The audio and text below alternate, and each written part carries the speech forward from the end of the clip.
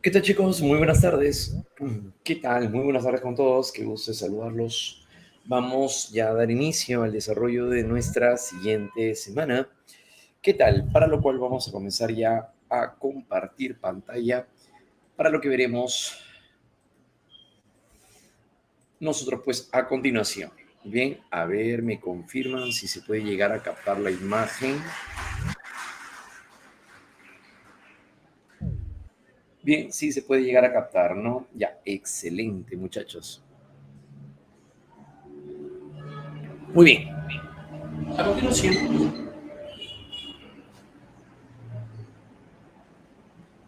continuación, vamos a ir revisando nuestro siguiente tema, a la cual hace referencia hacia el aprendizaje. Una vez que llegamos a tener en cuenta ya acerca de los procesos cognitivos, procesos afectivos y los procesos conativos, vamos a en esta ocasión ya a centrarnos hacia nuestro tema de aprendizaje, que va a ser, por cierto, también uno de los, una pregunta que va a ser uno de los temas de preguntas claves para el examen de admisión. Y es que cuando nos enfocamos hacia poder llegar a comprender acerca del aprendizaje, nos centramos hacia dos principales enfoques. Estos van a llegar a ser el conductismo y el cognitivismo. Cada uno va a llegar a tener una forma muy particular de entender el aprendizaje. Cuando nos referimos acerca del conductismo, el conductismo, este enfoque, se centra en que el aprendizaje debe de orientarse hacia las respuestas que van a llegar a ser observables, medibles y cuantificables. Los conductistas van a llegar a tener también como una base filosófica al empirismo.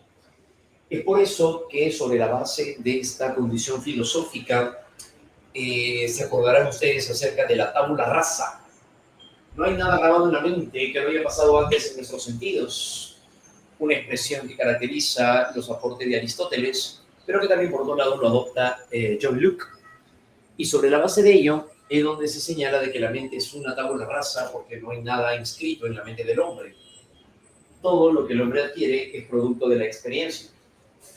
Entonces, al momento de llegar a presentarse lo que es el aprendizaje, se considera que este se presenta a partir de lo que se llega a registrar a través del medio sensible y a través de la experiencia propiamente dicha.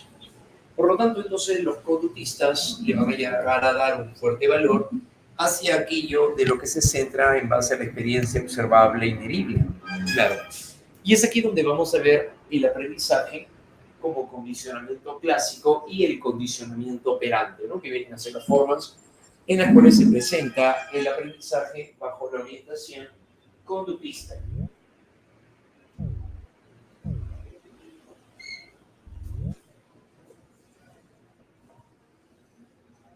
Sobre la base de ello, entonces vamos a llegar a tener en cuenta a continuación este aporte. Cuando afirmamos acerca del aprendizaje, los conductistas van a llegar a presentar un valor muy significativo a raíz de esto, de que a través del aprendizaje se adquieren algunas conductas y otras se van a llegar a modificar o también otras se van a llegar a perder. Los conductistas valoran que el aprendizaje se va a llegar a desenvolver a través de un comportamiento repetitivo. Por lo tanto, el aprendizaje también implica no solamente adoptar un hábito, por ejemplo, el hábito de tender nuestra cama todos los días, o probablemente el hábito de llegar a levantarnos temprano, sino que también van a haber algunas otras formas de comportamiento que se van a llegar a modificar o van a llegar a cambiar. Como por ejemplo, aprendiendo el hábito de lavarse las manos. La conducta se va a llegar a dar a través de la repetición, dicen los conductistas. Van a darle valor a aquello que se puede observar, medir y cuantificar. Entonces, tiene que ver también con el aprender un hábito como hacer las labores escolares o incluso modificar malos hábitos, como por ejemplo en este caso la dipsomanía, la tendencia a beber compulsivamente. La tendencia a beber compulsivamente. Entonces, de esta manera, como se nos haya llegado a mostrar cierto comportamiento, nosotros vamos a también llegar pues a aprender a desarrollar nuevos hábitos o incluso llegar a cambiar otros. Claro, ¿no? De explicación acerca también de las fobias, el comportamiento o el miedo irracional y todas ellas, también van a tener una iniciativa a partir del conductismo, el cual explicaría, obviamente, teniendo en cuenta sus propias referencias, ¿no? Y sus propios modelos. Es así que el aprendizaje entonces se adquieren, en el aprendizaje se adquieren algunas conductas y otras, dijimos, se van a llegar a modificar o también se pueden llegar a perder. Es aquí donde nos damos cuenta de que implica en el que la experiencia, la práctica y la interacción entre el sujeto y el entorno producen así un cambio relativamente permanente en la conducta. Los conductistas consideran que el aprendizaje entonces es resultado de la experiencia y que por lo tanto es un producto, el producto de un aprendizaje. La experiencia, producto de la experiencia, producto de la repetición, es ahí donde se estaría presentando las conductas aprendidas, ¿no? En base al hábito. Por tal razón, entonces, cuando nosotros llegamos a adoptar este tipo de comportamiento, vamos a llegar a considerar entonces un valor por la actividad y la repetición. Este ámbito de la repetición es muy importante porque para los conductistas el aprendizaje tiene que ver con este cambio. Como por ejemplo, una persona que quiere aprender a montar bicicleta no va a aprender a montar bicicleta pues viendo un tutorial nada más, ¿no? Claro, no sentado viendo cómo no va a desarrollar esa habilidad, sino que va a tener que llegar a desenvolverse a través de la práctica, subirse a la bicicleta, caerse, levantarse y volver a intentarlo. Así es como se logra el aprendizaje. Entonces los conductistas le dan un fuerte valor a aquello que va a llegar a ser observable, medible y cuantificable, teniendo suma consideración de que el aprendizaje implica experiencia, práctica y sobre todo también repetición. Ese es el valor que le van a llegar a dar los conductistas acerca de lo que es el aprendizaje. Entonces, así el aprendizaje bajo esta orientación va a llegar a tener un valor altamente significativo. Bien, va a tener entonces un valor altamente significativo. Bien, así es como lo llegamos entonces a presentar, ¿no? Bien, entonces el aprendizaje va a tener que darse, va a llegar a desenvolverse como un producto. Por eso hablamos de que el aprendizaje es un resultado, es un producto de la experiencia. Aquí un ejemplo también, un pequeño no va a llegar a aprender a mover o a lanzar un trompo, no va a poder llegar a aprender a lanzar el trompo si es que no lo hace con la práctica o la experiencia. De tal manera que aquí el valor entonces se centra en la experiencia, ¿no? Por eso el cambio que ocurre en la conducta, dice el conductismo, es relativamente permanente y además producto de la experiencia, de la práctica o la repetición o el ejercicio. Cuando se llega a presentar todas estas características, es lo que indica el aprendizaje bajo el enfoque conductista. Se requiere además de ciertas condiciones, como por ejemplo en el caso del ambiente, va a propiciar, va a influenciar en el aprendizaje de naturaleza conductista.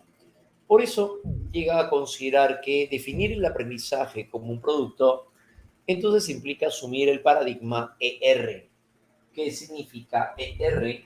Significa estímulo-respuesta, ¿no?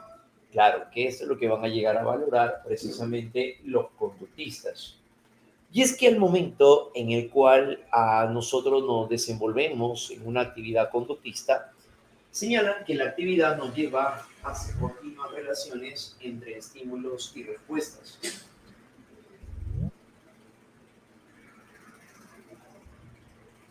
Como por ejemplo, al momento en el cual una niña aprende a saltar soga, va a pasar la soga por encima de ella, estímulo. Al llegar hacia sus piernas, ella salta, respuesta. Nuevamente pasa el estímulo que sería la soga por encima de ella. Cuando llega cerca de sus pies, ella salta. Estímulo-respuesta. A partir de continuas relaciones entre estímulos y respuestas, es allí donde se estaría llegando a presentar en este campo el aprendizaje, pero por una asociación de estímulos y respuestas. ¿Bien? Entonces, eso es justamente lo que se va a llegar a ver reflejado, representado en este campo. ¿Ya? Muy, eso sería entonces el aprendizaje como un producto, ¿no? El aprendizaje como un producto. Ah, muy bien. Por otro lado, también tenemos en la perspectiva conductista se centra y le da valor a aquello que sea observable, medible y cuantificable. Por ejemplo, en este caso, una joven, desde el punto de vista conductista, no va a desarrollar fobia a las arañas si es que imagina que una araña le camina por la cara. Pues en esencia no, eso no se daría. Ah, ¿por qué? Porque no es la imaginación lo que nos lleva a formar la fobia. No es el recuerdo, el pensar en algo, lo que nos va a predisponer a desarrollar un miedo o aprender un comportamiento. No es la imaginación ni el pensamiento ni ningún proceso mental cognitivo, sino que se requiere para ello la práctica, el ejercicio y la actividad.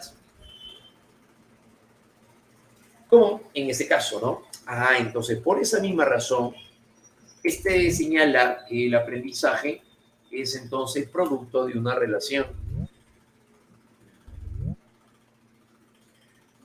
de asociaciones entre estímulos y respuestas que van a llegar a ser observables y medibles, teniendo como principio de adquisición de una nueva conducta el condicionamiento, el cual establece que se aprende una conducta por repetición y experiencia. Claro, ¿no? Eso sería, ¿no? Bajo la perspectiva, entonces dijimos aquí, conductista. Ah, muy bien. Entonces, esa sería la perspectiva, dijimos, conductista. Bien. Este modelo entonces ha permitido explicar y controlar conductas humanas como los hábitos, las costumbres, las preferencias, los miedos, claro, ¿no? La depresión, las fobias y otras. Ah, entonces van a haber diversas formas en las cuales encontraríamos todo hecho, claro que sí, claro, ¿no? Ah, entonces, para esto es ahí donde se van a llegar a plasmar, ¿no? Para los conductistas, entonces, el aprendizaje se va a llegar a sustentar sobre este campo. La perspectiva conductista, entonces, se va a desenvolver así, ¿no? Perspectiva conductista, ¿no?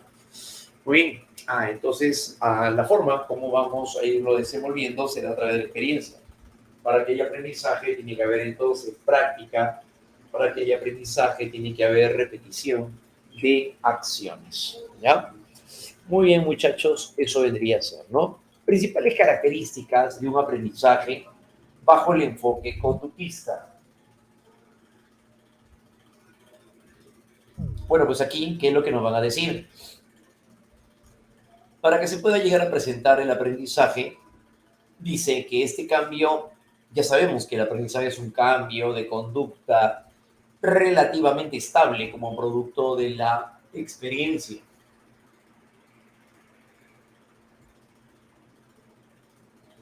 Así, este cambio es un resultado de la práctica o de la experiencia, como por ejemplo el momento en el cual estos pequeños van a aprender el hábito de lavar ropa o al menos ordenar su habitación.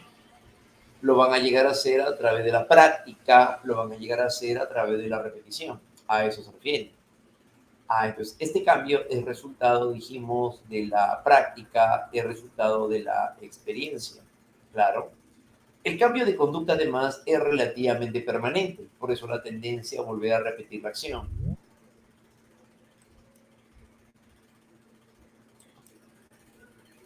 Se expresa además mediante conductas observables, dirigiéndose también a ciertos productos. Se expresa mediante conductas observables, como por ejemplo, una pequeña, ¿cómo sabemos que haya experimentado miedo frente a los perros? Ah, bueno, porque al momento de ver que un perro se le acerca, la pequeña comienza a gritar y a llorar. Entonces se expresa mediante conductas observables.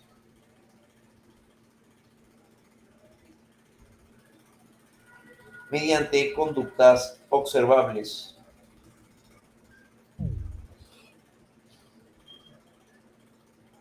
En este caso, entonces, se le da un valor muy significativo también, como dijimos, a la experiencia, ¿no? Se expresa mediante conductas observables dirigiéndose así hacia productos.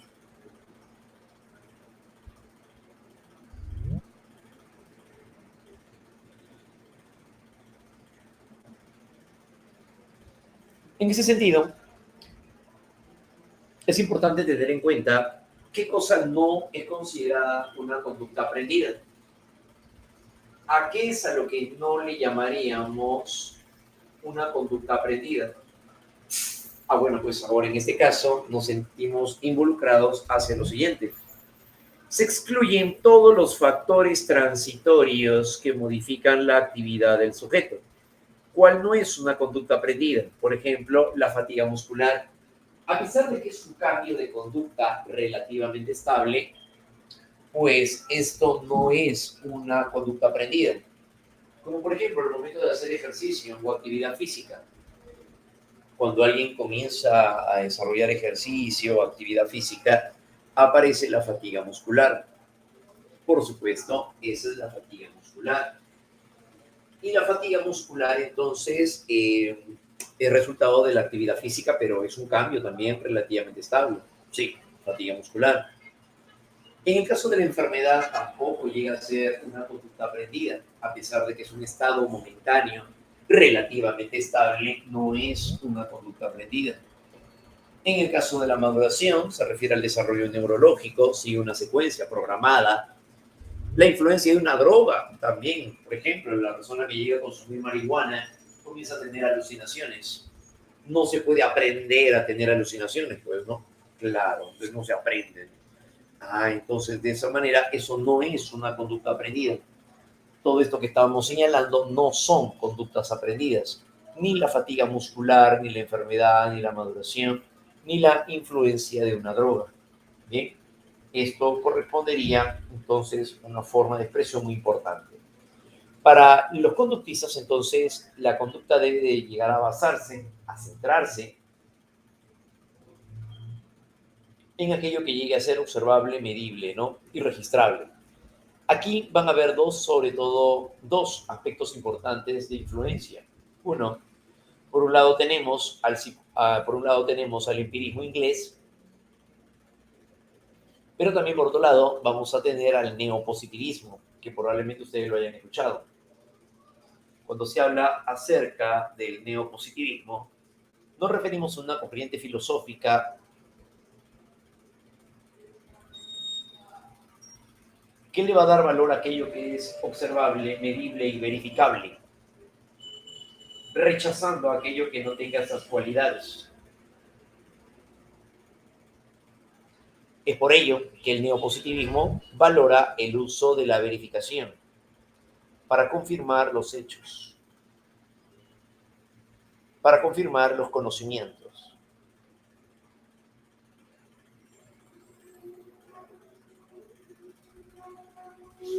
Entonces, ese sería un punto clave. Hablar acerca de la forma de conocimiento que se va a llegar a presentar, lo tenemos en este caso, ¿no? Muy bien, chicos. Entonces, los conductistas van a valorar entonces lo observable, medible y cuantificable a partir del empirismo y del neopositivismo. La verificación, por eso acá se sigue utilizando el método experimental. Por eso aquí se usa el método experimental. El modelo clave para el conductismo va a llegar a ser el modelo ER, que significa estímulo-respuesta. Eso va a llegar a ser el modelo ER, estímulo-respuesta, en donde todo estímulo es todo agente capaz de poder producir una reacción o respuesta registrable. Ese es un estímulo. Por ejemplo, al momento de llegar a saltar soga, decíamos, claro, estímulo-respuesta. Ante un sonido, volteamos inmediatamente, estímulo-respuesta.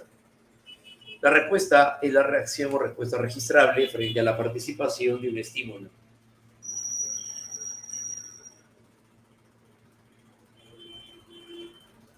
Para el modelo conductista ER, nos damos cuenta de que se le resta valor a aquello que no tenga la característica de ser observable y medible. En ese caso, se le resta valor el conductismo a los procesos cognitivos y afectivos en la participación causante de los aprendizajes. Pues claro, entonces se le resta valor a los procesos cognitivos, claro. ¿Por qué? Porque no van a ser un elemento clave, obviamente, para el aprendizaje, ¿no? Por supuesto. Entonces, se le resta valor. Cuando nos referimos hacia los llamados procesos cognitivos, estos van a llegar a ser entonces la memoria, el pensamiento y múltiples otros elementos, ¿no? Se les llama procesos cognitivos. Y por otro lado también, si hablamos acerca de los procesos afectivos, se daría con la participación causante de ellos, ¿no? No es un causante del aprendizaje. A partir de esto, entonces, es allí donde el modelo ER cobra un valor altamente significativo. Claro que sí. El modelo ER.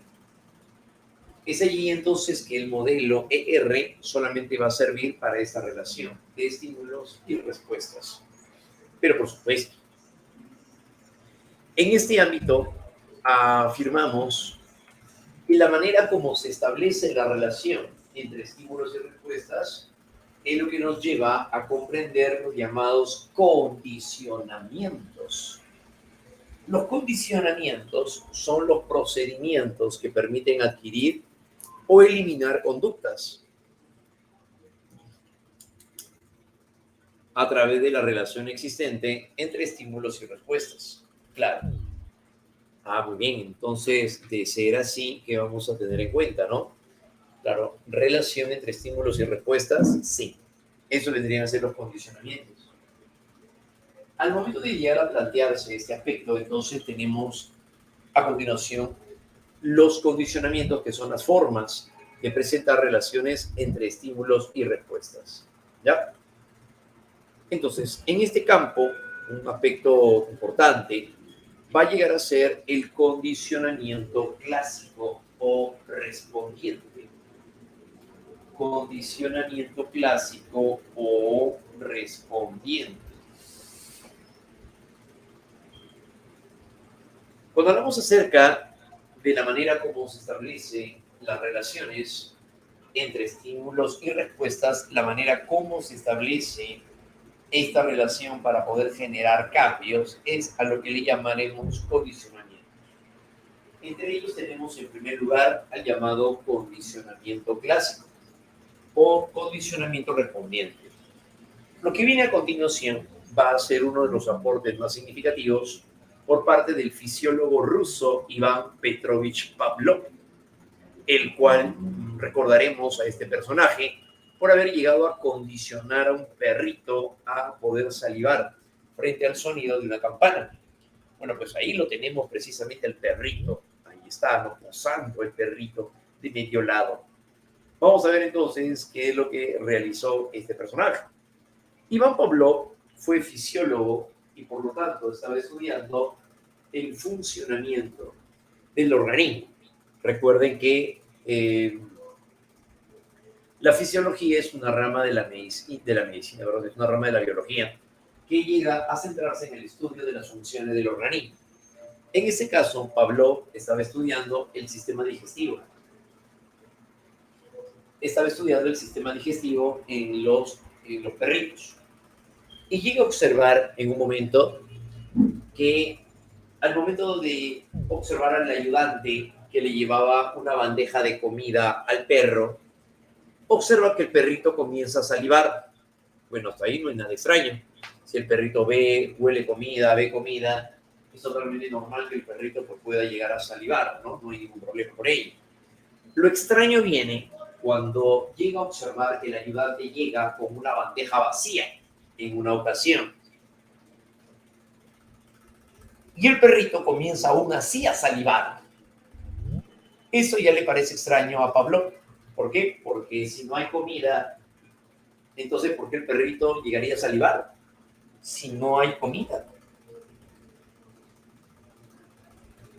Entonces, si no hay comida, ¿por qué reaccionaría el animalito?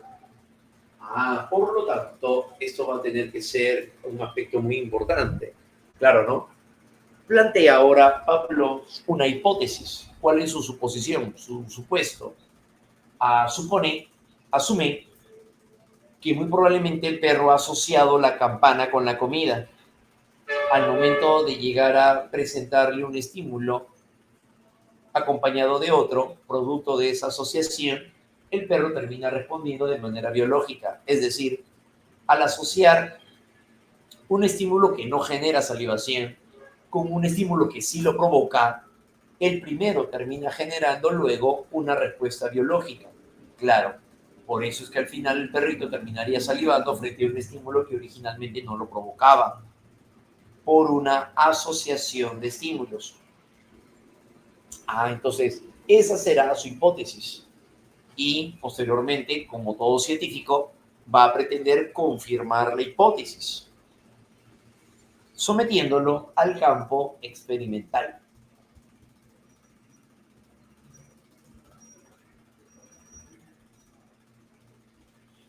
Entonces, es ahí donde se presentaría el hecho que más adelante él va a buscar llegar a confirmar, sobre todo, ¿no? Claro, así es. ¿Listo?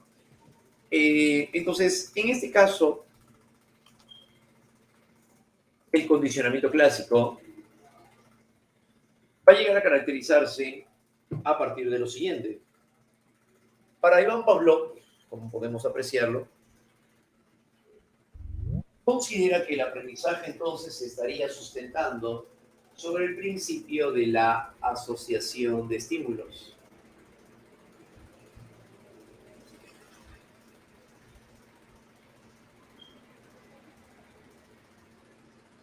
Sobre el principio de la asociación de estímulos. Para ello plantea además la ley de la contigüidad, en donde un estímulo viene después de otro, ¿no? Que ahorita lo veremos. Y el esquema que él plantea es el llamado ER, solo que él lo representa como E1 más E2 generará una respuesta. Y eso tiene un sentido que lo veremos a continuación.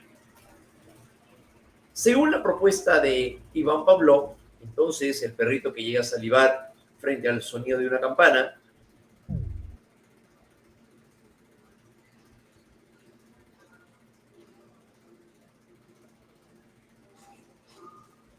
afirmaría que el condicionamiento clásico es el procedimiento mediante el cual un estímulo inicialmente neutro es capaz luego de sustituir a otro estímulo en el desencadenamiento de una respuesta, ¿no? Que sería una respuesta condicionada. Por supuesto, es el procedimiento mediante el cual un estímulo inicialmente neutro es capaz de desencadenar una respuesta fisiológica o respuesta condicionada a partir de una asociación de estímulos. A partir de una asociación de estímulos. Muy bien. Entonces, esto es lo que va a llegar a significar, pues, ¿no? Sí, de esa manera. Muy bien. Para esto, entonces, esto significa que un estímulo neutro puede adquirir algunas características o propiedades de un estímulo incondicionado como consecuencia de su asociación. Por supuesto que sí. Para ello, entonces, vamos ahora a revisarlo a continuación dentro del llamado proceso de condicionamiento operante.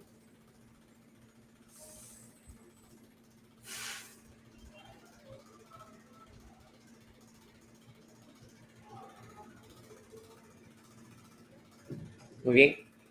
Entonces, vamos a ver cuál es el procedimiento. Para poder confirmar que la asociación de estímulos en verdad genera la respuesta que estamos señalando, lo vamos a someter así al campo experimental. Pues sí, Y para ello entonces lo hacemos de la siguiente manera. Es aquel proceso de condicionamiento, vamos a verlo así, es un proceso de condicionamiento en el cual se da de la siguiente manera. Primero, para poder someter al campo experimental al perrito hay que prepararlo también, claro. Y al preparar al perrito, ¿qué sucede? Lo priva de alimento al perro, lo deja sin comer durante unos días. ¿Para qué? Para provocarle el hambre, pues, ¿no? Claro, así es. Todo sea por la ciencia.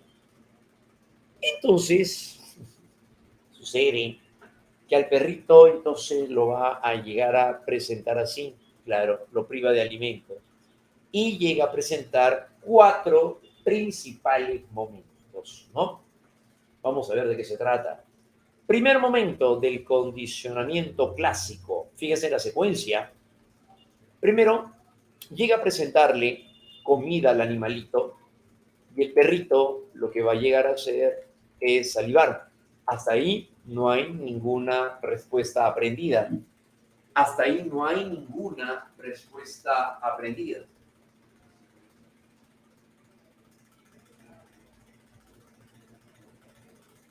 Porque el perrito saliva frente a la comida, lo cual es innato. Segundo momento, luego viene ahora Pablo y llega a presentarle el sonido de una campana.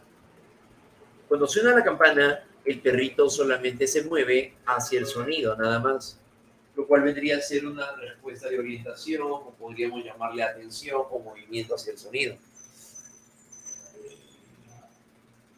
El perrito se mueve ante el sonido. Bien, el perrito así se mueve ante el sonido. Campana y el perrito se dirige hacia el sonido. Hasta ahí tampoco no hay nada aprendido. Tercer momento, el más importante. Es aquí donde se produce el principio que vimos hace un momento, que será el de la asociación de estímulos. Claro, le presenta el sonido de la campana y posteriormente o poco después le presenta le presenta la comida.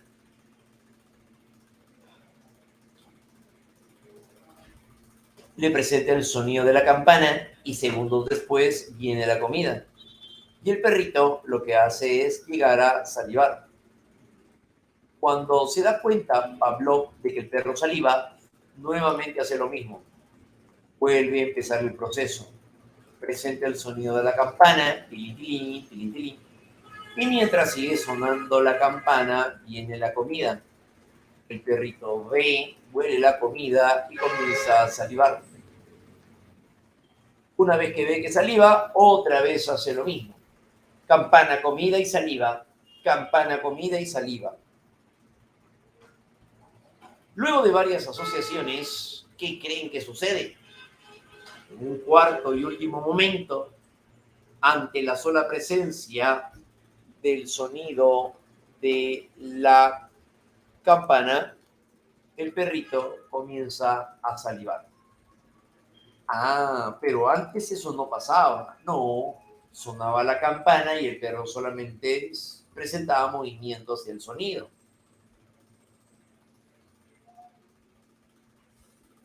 En cambio ahora suena la campana y el perro saliva. Ah, entonces eso vendría a ser ahora la conducta aprendida. Sí, porque el perro saliva frente a un estímulo que originalmente no lo provocaba. Salivar frente al sonido de algo, salivar entonces frente al sonido de la campana, cuando originalmente no provocaba ningún tipo de respuesta biológica y ahora lo hace, esa es la conducta aprendida. Esa será la conducta aprendida o fisiológica. Entonces, así, conducta aprendida o fisiológica. ¿Bien? Ah, entonces ese viene a ser el elemento clave. Sí. Muy bien. Ah, entonces, de esta manera, repasemos. Ante la presencia, paso número 1 o momento número 1, cuando llega a presentarse la comida, el perro saliva, no es una respuesta aprendida, eso es innato. suena la campana y el perro se dirige hacia el sonido. Luego suena la campana y segundos después viene la comida y el perro comienza a salivar. Asocia el perro continuamente campana, comida y saliva, campana, comida y saliva. El perrito asocia los dos estímulos, la campana y la comida. Luego de varias asociaciones, logra que ante solo el sonido de la campana, el perrito comienza a salivar.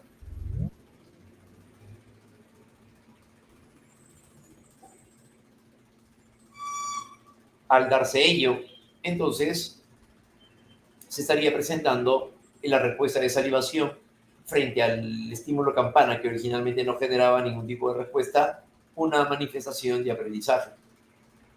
Sobre ello ahora le vamos a dar nombres. La comida va a ser conocida como estímulo incondicionado.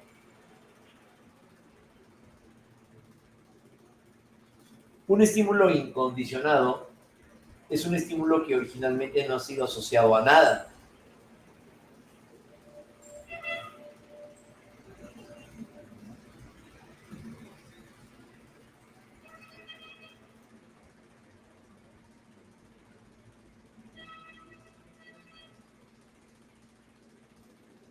No ha sido asociado a nada, se llama estímulo incondicionado. Un estímulo incondicionado genera una respuesta de la misma naturaleza, es decir, una respuesta incondicionada, en este caso la salivación, la cual, por cierto, es una respuesta innata. Claro, la cual es una respuesta innata. Salivar frente al sonido, perdón, salivar frente a la comida es una respuesta innata. Cuando suena la campana,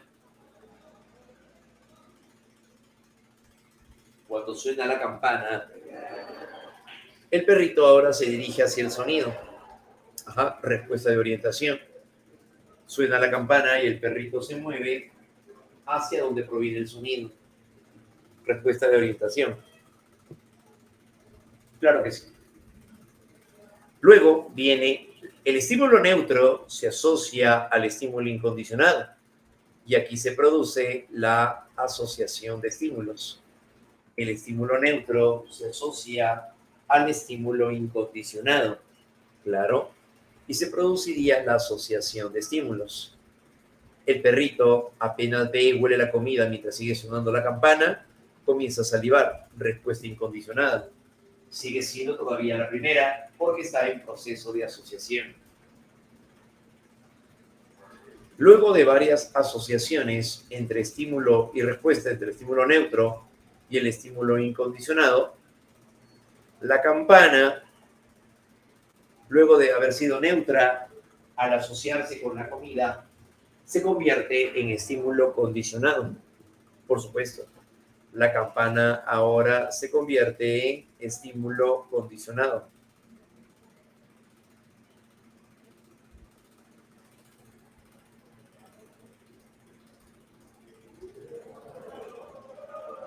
Y el estímulo condicionado va a generar una respuesta condicionada, una respuesta de la misma naturaleza. Va a generar una respuesta condicionada, la que por cierto será la respuesta aprendida. ¿Bien? Entonces, esos serían todos los elementos que surgen del proceso del condicionamiento clásico. Eso van a llegar a ser, esto será el proceso del condicionamiento clásico, donde las respuestas aprendidas van a llegar a ser así, biológicas o fisiológicas. Recuerden que las conductas aprendidas por condicionamiento clásico son viscerales. Al decir que son viscerales, se refiere a que van a llegar a ser biológicas. Muy bien, entonces como un aspecto importante de lo que estamos citando, ¿no? Bueno, chicos, a ver si me han ido captando la idea. Yo les voy a presentar unas situaciones y ustedes me van a decir si eso se da, mejor dicho, cuál sería el elemento de la cual hacemos alusión. ¿Sí? Recuerden entonces, ya hemos visto cada uno de estos elementos. A ver, a continuación.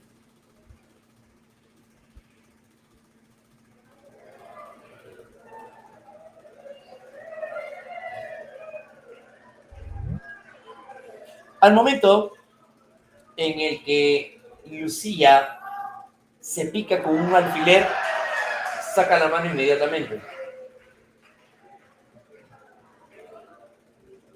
Al momento en el que Lucía se pica con un alfiler, saca la mano inmediatamente. Sacar la mano cuando se pica con un alfiler, ¿qué tipo de respuesta es?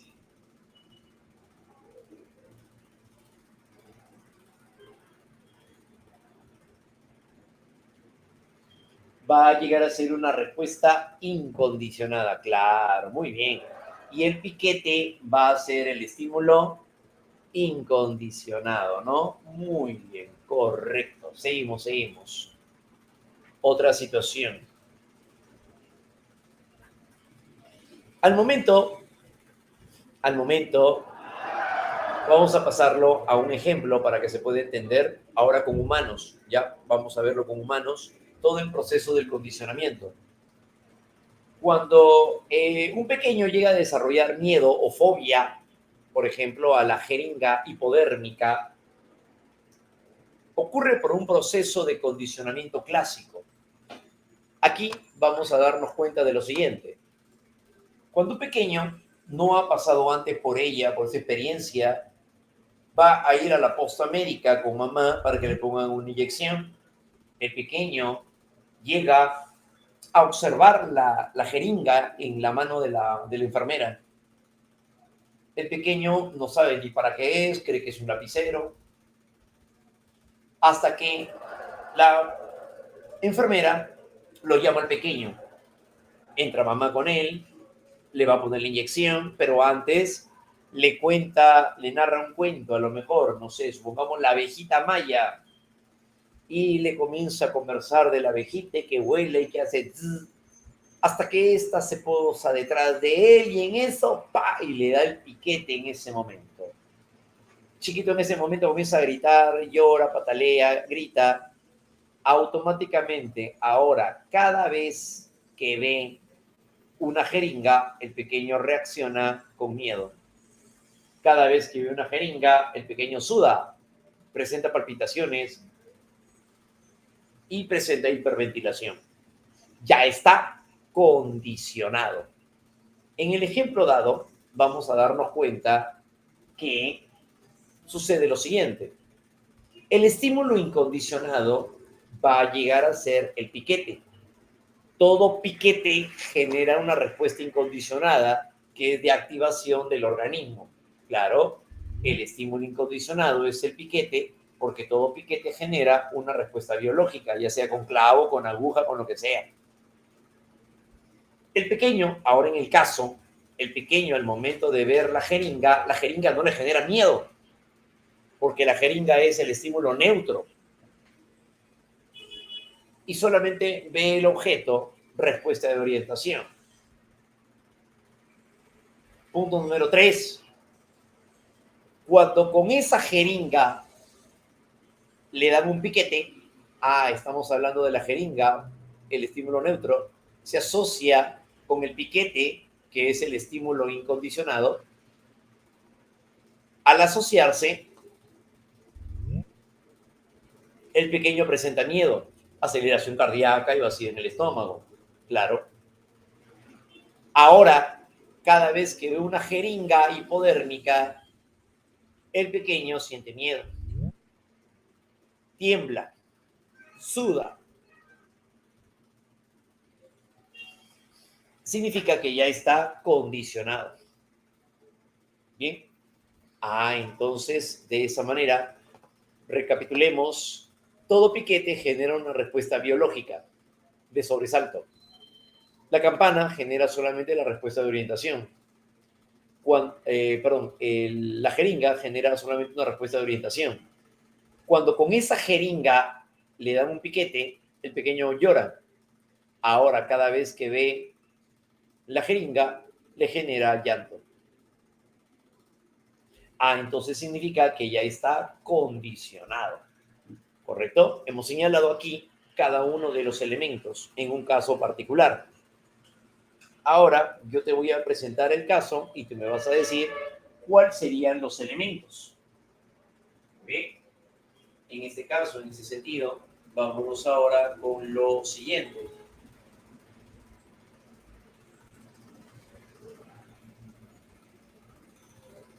con lo siguiente. Al momento en el que un joven va a trabajar, siempre pasa por la misma esquina para llegar a su oficina, pero en cierta ocasión lo asaltan en esa esquina, lo arrastran 2 metros, pero al día siguiente, cuando va a trabajar y pasa por esa esquina, el muchacho se muestra angustiado, ansioso, voltea a cada momento, le sudan las manos, significa que ya está condicionado.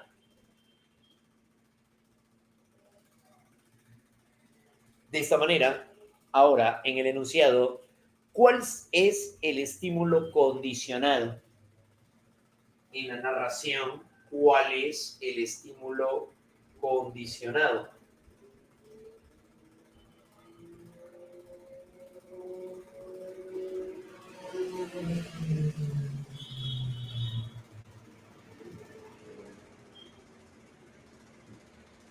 Muy bien. En el enunciado, el estímulo condicionado va a llegar a ser la esquina. Claro, muy bien. Porque ahora cada vez que cruza por esa esquina, llega a presentar cambios biológicos. Excelente. ¿Cuál es el estímulo neutro?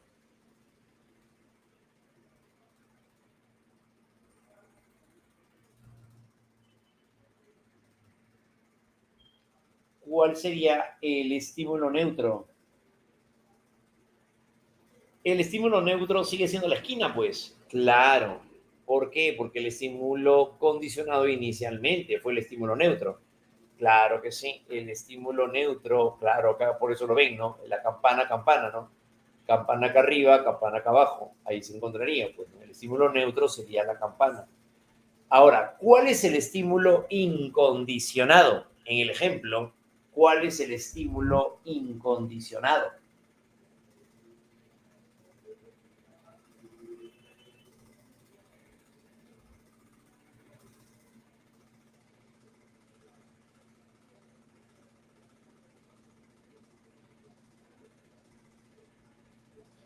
Muy bien. El estímulo condicionado, incondicionado, perdón. El estímulo incondicionado, ¿cuál sería? El robo, muy bien, el robo. No puede ser el delincuente, porque el delincuente no va a generar una respuesta innata. Recuerden que el estímulo incondicionado genera una respuesta innata. Entonces en este caso no podemos decir pues que es innato, apenas ven un delincuente cómo va a reaccionar de manera biológica, pues no va a tener que haberlo aprendido más bien. Claro, porque no es innato eso. No es como cuando les pican un alfiler y sacan la mano, eso es innato. Entonces eso vendría a ser el estímulo incondicionado, sería el robo. ¿Y por qué el robo? Porque el robo vendría a ser la sorpresa. La sorpresa te sorprende y tú reaccionas de manera automática. Como cuando te ha pasado estando en el colegio, alguien coge una pelota de básquet y te la acerca muy cerca, te lo acerca al rostro y te dice, piensa rápido.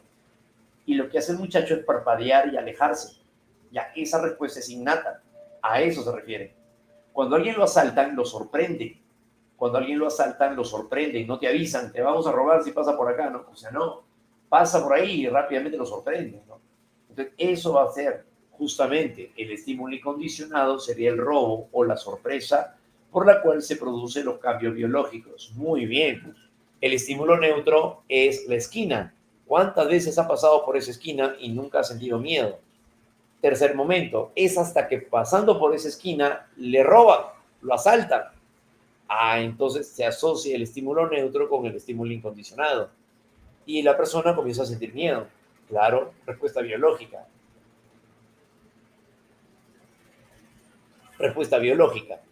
Pero por otro lado, ahora, cada vez que pasa por esa esquina, estímulo condicionado, cada vez que pasa por esa esquina, presenta taquicardia, aceleración cardíaca, sudoración en las manos. La respuesta condicionada. Entonces, eso significa de esta manera que el estímulo condicionado genera una respuesta condicionada. Por supuesto. Bien, de eso se trataría entonces, ¿no? ¿Sí? La secuencia, no estamos hablando de la secuencia. Bien, Excelente, muchachos. A ver, otra situación para que pueda llegar a quedar consolidada. Otra más. Un pequeño llega a entrar a la habitación de su padre, pero papá en su habitación tiene un escritorio y un ambiente condicionado para trabajar, ya que es arquitecto.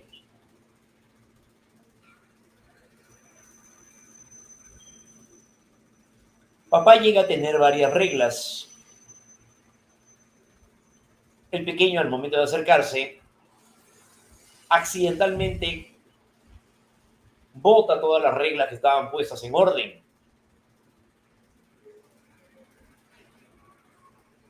Al momento en el cual papá observa eso, se enoja, se le acerca al pequeño cogiendo una regla. El pequeño, al ver que papá coge una regla, le dice: vamos a jugar a las espadas.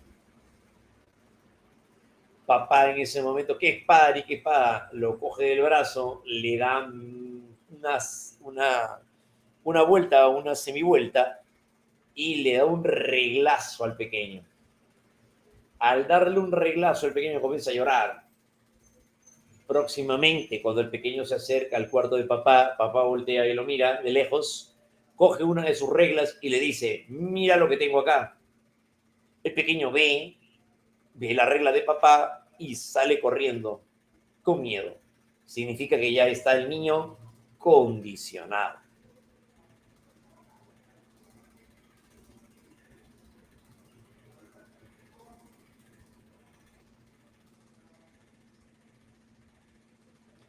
En este caso, entonces, ahora cada vez que ve la regla, el pequeño sale corriendo, ¿no? Claro, entonces ya está condicionado. Pregunta: en el enunciado citado, ¿cuál es el estímulo condicionado?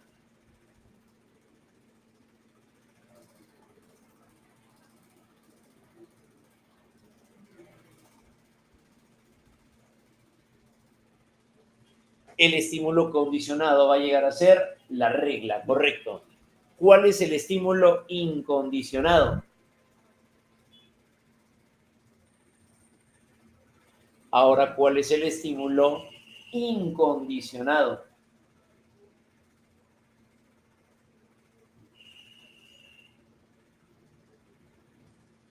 ¿Cuál es el estímulo incondicionado? La regla también, no, no puede ser la regla. La regla es el estímulo condicionado, la regla puede ser el estímulo neutro. ¿Cuál es el estímulo incondicionado?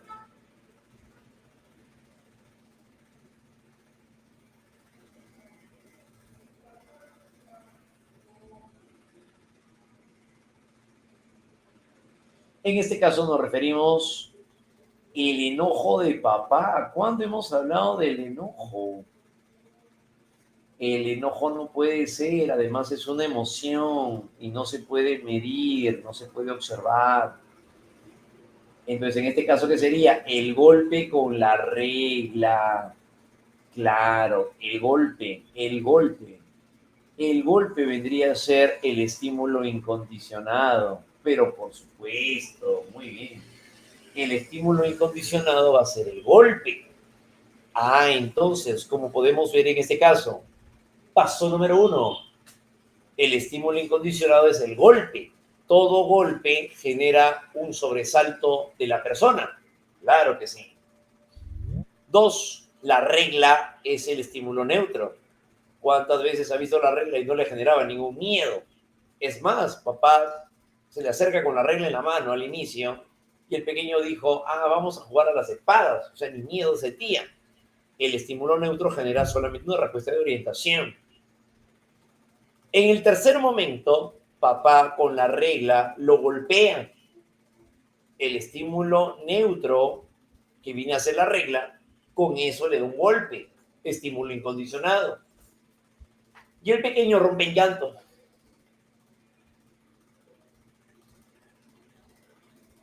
Luego, basta con ver la regla, estímulo condicionado, y el pequeño reacciona de manera fisiológica.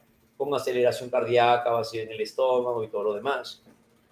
El estímulo condicionado genera una respuesta condicionada.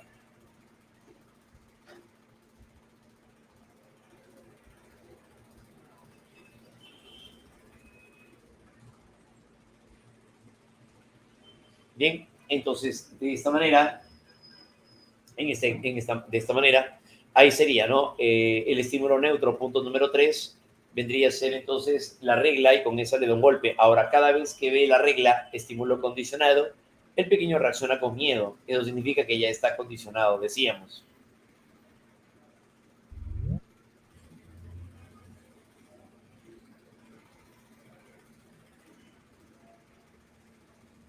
Muy bien, de esa manera, ¿no? Correcto.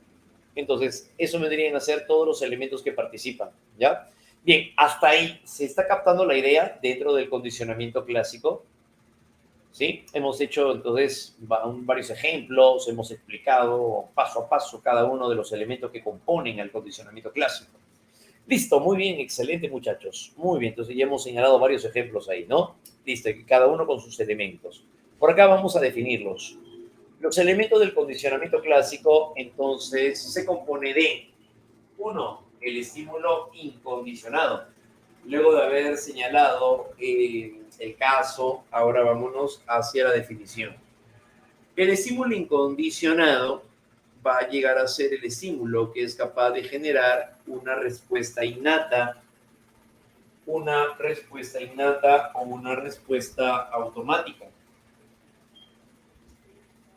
Claro, ese es el estímulo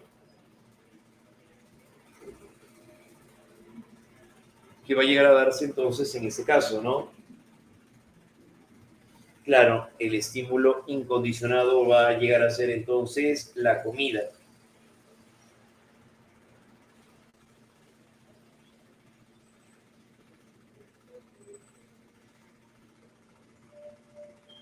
Por otro lado, la respuesta incondicionada es la respuesta innata, que es generada por la aparición de un estímulo incondicionado, que sería en este caso la salivación. La comida genera la respuesta inmediata de salivar.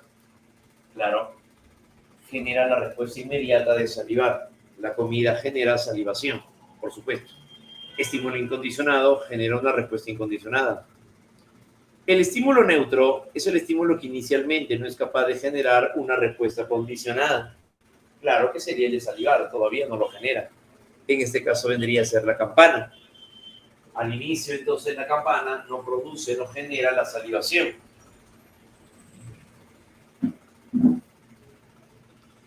La respuesta de orientación viene a ser, por otro lado, la respuesta automática, la respuesta que se presenta frente al estímulo neutro. Es la respuesta generada por el estímulo neutro, expresada a través del movimiento enfocado hacia dicho estímulo que ya habíamos señalado, movimiento hacia el sonido, ¿no? Lo que se podría entender como una tensión. Es el movimiento hacia el sonido. Luego aparece el estímulo condicionado. El estímulo condicionado es el mismo que el estímulo neutro, solo que se le llama neutro porque no genera ningún tipo de respuesta biológica todavía. Por ello, ¿no? Entonces, luego de asociarse el estímulo neutro con el estímulo incondicionado, se convierte en estímulo condicionado. Claro. El estímulo inicialmente neutro, capaz ahora de generar una respuesta condicionada, como resultado de la asociación con el estímulo incondicionado. Claro que sigue siendo la campana. Y la campana ahora generará una respuesta condicionada. Una respuesta condicionada es una respuesta aprendida generada por el estímulo condicionado como resultado de la asociación de estímulos. Por supuesto, como por ejemplo en este caso que sería la salivación. Como la salivación.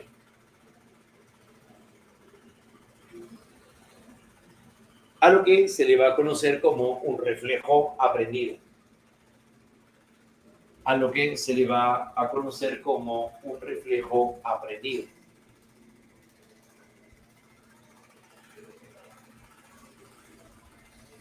A lo que se va a conocer, dijimos, como un reflejo aprendido, ¿no? Claro, entonces Salivar frente a un estímulo que originalmente no lo provocaba formaría parte de una conducta aprendida. Muy bien, muchachos. Un reflejo aprendido veíamos allí, ¿no? Excelente. Pero por otro lado, llegó a realizar en sus estudios otro tipo de observaciones. Claro, en sus estudios, Iván Pavlov llegó a determinar otro tipo de operaciones. Otras observaciones de Pavlov. En ellas que encontramos la discriminación, la generalización del estímulo, la extinción y la recuperación espontánea.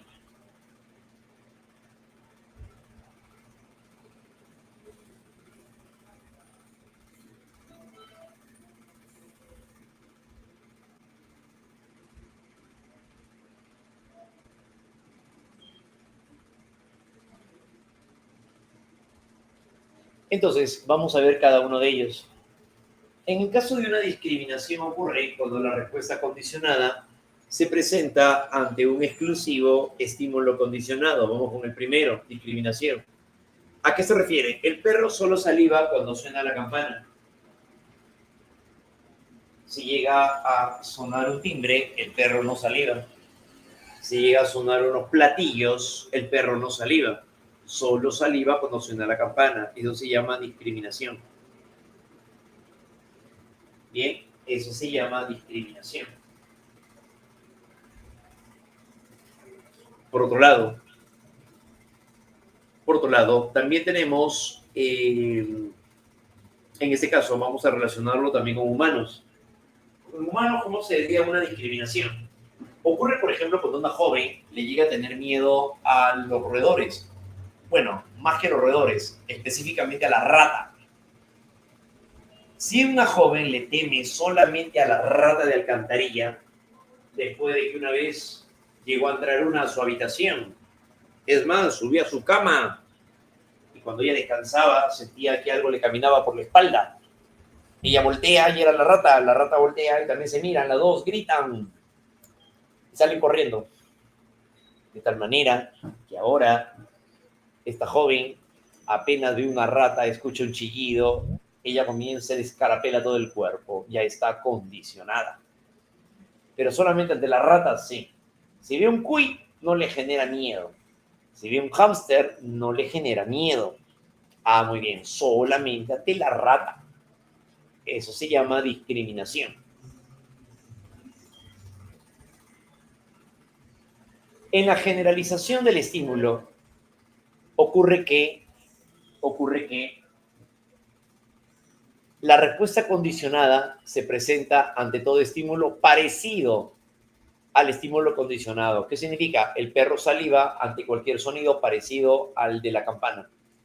A eso se va a referir. En el caso de la joven, si ella llega a presentar miedo frente a cualquier roedor, ya sea ahora un hámster, sea un cuy, al momento de ver a un conejito cabeza de león. ¿Han visto esos conejitos cabeza de león, chiquitos, llenos de pelo? Ella también va a presentar un miedo frente a ello. De ser así, eso se llama generalización del estímulo. ¿Ya? Eso vendría a ser generalización del estímulo. ¿Listo? Muy bien. En el caso de, vendría a ser entonces con humanos igual de la misma manera, ¿no? Una generalización. A todo estímulo parecido. Claro.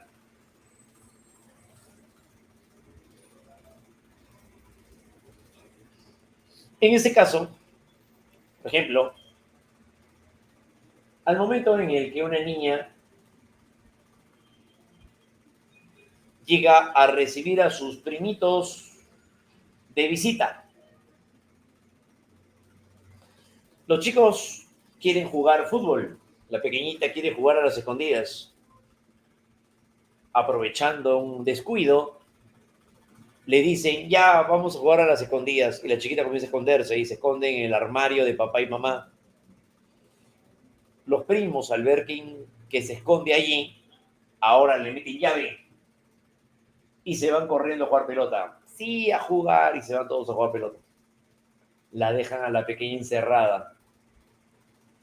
2 horas y media después, mamá pasando por ahí a su habitación, escucha que golpean la puerta, abre la puerta del armario y la pequeñita por ahí aparece. Ya 2 horas y media en llanto, la pobre pequeña, ya bajó de peso medio kilo. Está deshidratada la pequeña, tanto llorar. Pero sucede que si ella llega a presentar miedo solamente ante el armario de papá y mamá, eso se llama discriminación, porque solamente está presentando la respuesta de miedo frente a un estímulo que originalmente lo había provocado. Sí, un único estímulo condicionado.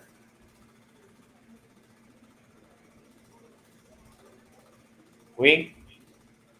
Ahora, ¿qué pasaría si la pequeña al día siguiente mamá la lleva a su trabajo? Al llevarla a su trabajo, suben, entran a un ascensor y la pequeña apenas ve que se cierra el ascensor, comienza a sentir que le falta el aire, le duele la cabeza, le sudan las manos y se le afloja el estómago. En la pequeña está comenzando a presentar cambios fisiológicos a partir de un estímulo que originalmente no lo provocaba. Claro, está condicionada ella, sí, pero se llama generalización del estímulo porque su respuesta condicionada se presenta ahora ante todo estímulo parecido al estímulo condicionado. Es decir, todo lugar que sea pequeño y cerrado. Así como pasó ello en el armario, ahora ella lo vive en el ascensor. El ascensor es un lugar pequeño y cerrado.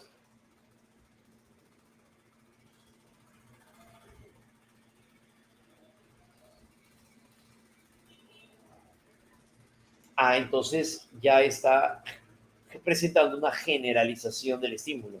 La respuesta condicionada se presenta ante todo estímulo parecido al estímulo condicionado.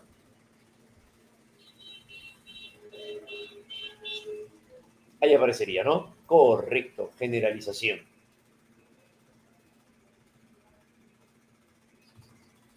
Entonces, eso vendría a ser, ¿no? Generalización del estímulo.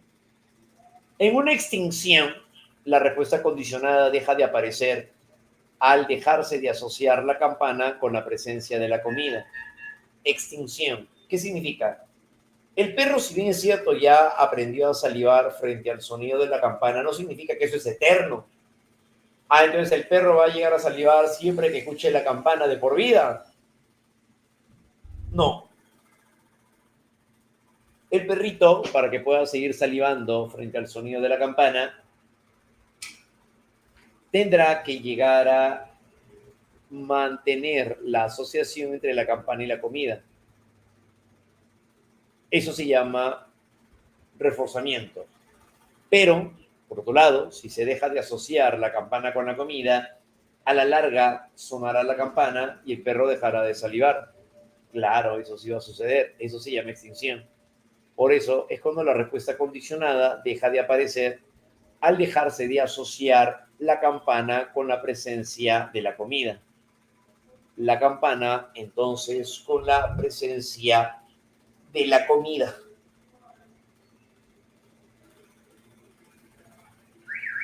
Muy bien. Así se daría. En el caso de la pequeña, para dejar de sentirle miedo al armario, probablemente cambian de armario. Probablemente la acercan a la pequeña al armario y le hacen ver de que nada malo va a pasar.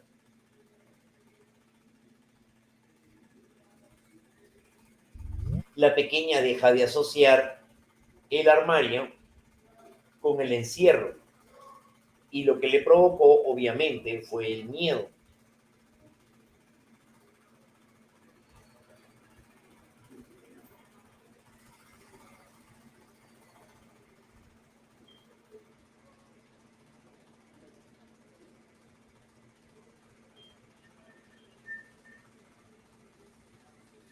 Muy bien, eso sería entonces el caso de la extinción.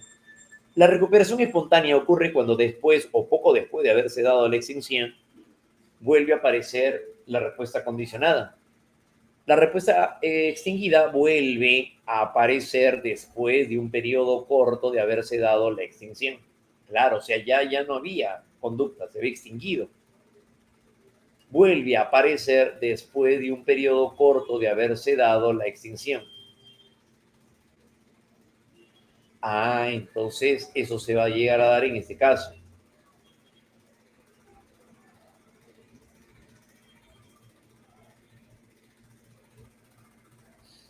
Recuperación espontánea.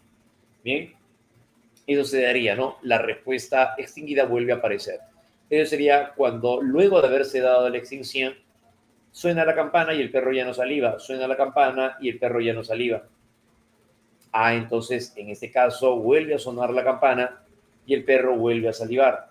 Ahí se llama recuperación espontánea. Bien, cuando poco tiempo de haberse dado la extinción o haber emprendido la extinción, vuelve a presentar la respuesta condicionada.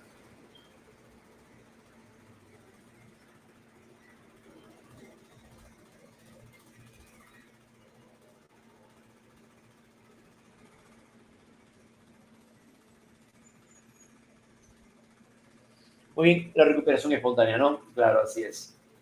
También está en el caso del reaprendizaje, no. En el caso de un aprendizaje bajo el condicionamiento clásico, no hay un reaprendizaje ahí, ¿ya? ¿Listo? Muy bien, chicos. Entonces, eso vendría a ser dentro de las observaciones del condicionamiento pavloviano. ¿Esto en quién va a influenciar? En John Watson. Watson fue discípulo de Iván Pavlov y es el fundador del conductismo. Este personaje le dio valor hacia las respuestas observables, medibles, cuantificables y pretendió también cuantificar o controlar científicamente la conducta de los organismos. La conducta para Watson es un resultado del ambiente y que finalmente todo es aprendido.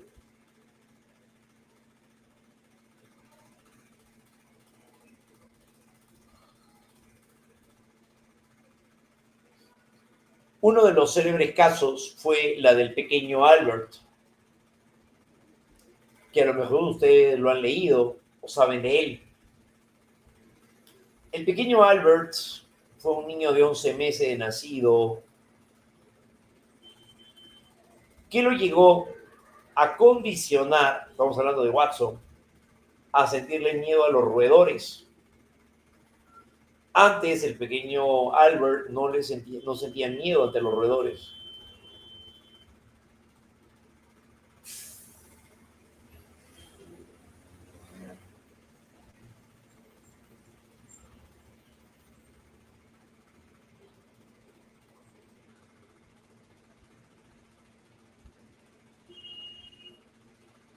En este experimento, Pavlov influyó notablemente en Watson, quien fundó en Estados Unidos la escuela conductista. Fue justamente el condicionamiento clásico lo que empleó Watson en el célebre experimento del pequeño Albert, el cual adquirió una fobia a las ratas blancas. Albert tenía 11 meses de edad. Al principio no presentó ningún miedo por la rata y hasta permitía que se le subiera al cuerpo. Mientras el pequeño jugaba con la rata, Watson le pegaba a una barra de hierro con un martillo, haciendo un ruido ensordecedor. Entonces el niño lloraba. Después de varias asociaciones del ruido con la presencia de la rata, Albert comenzaba a llorar al ver a la rata simplemente. Se había desarrollado el miedo por la rata en el niño. Watson, con este experimento, demostró que el miedo, incluidas las fobias, como diversas respuestas emocionales también ante ciertos estímulos, pueden ser aprendidas. Entonces, la ansiedad es aprendida. Sí. Las fobias son aprendidas también por condicionamiento clásico. De esa manera, entonces, el pequeño Albert llegó a desarrollar el miedo a las ratitas. Claro que con eso también se desarrolló un código de ética, ya que se llega a considerar posteriormente de que eso ya no sería correcto. Hasta nuestros días se mantiene el código de ética en donde no es correcto experimentar con humanos. Y en este caso, pues algo muy semejante con el caso del pequeño Albert, ¿no? Eso ya no es correcto.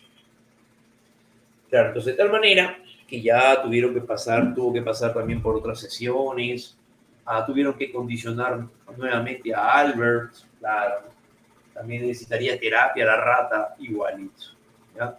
Pero a los finales se va a llegar a presentar una modificación del comportamiento, claro, ¿sí? ¿No? Una modificación del comportamiento. Pero eso va a llegar a impactar, sí, eso va a ser necesario, ¿no?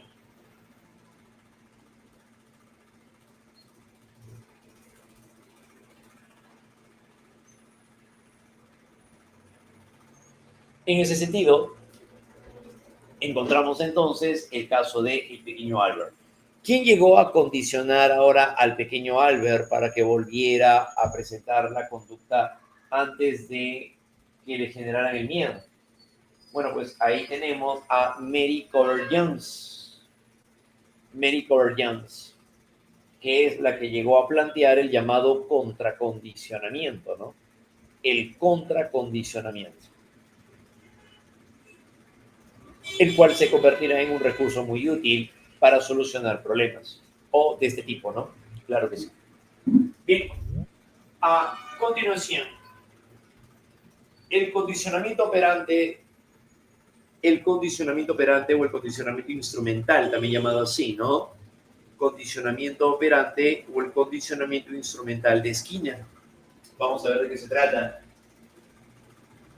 Desde el punto de vista de Skinner, este personaje ahora ya no se centra en la respuesta biológica, eso es condicionamiento clásico, ya no se centra en la conducta biológica o fisiológica. Aprendizaje por condicionamiento clásico es biológico. Sentir dolor de cabeza cada vez que se ingresa al consultorio del dentista. Sentir un vacío en el estómago cada vez que uno escucha su apellido al momento de salir al frente a tener que exponer. Ya todo eso viene a ser condicionamiento clásico. Viene Skinner y Skinner modifica este ámbito de investigación y se centra más bien en la consecuencia de la conducta, ya no en la asociación de estímulos, sino en la consecuencia de la conducta.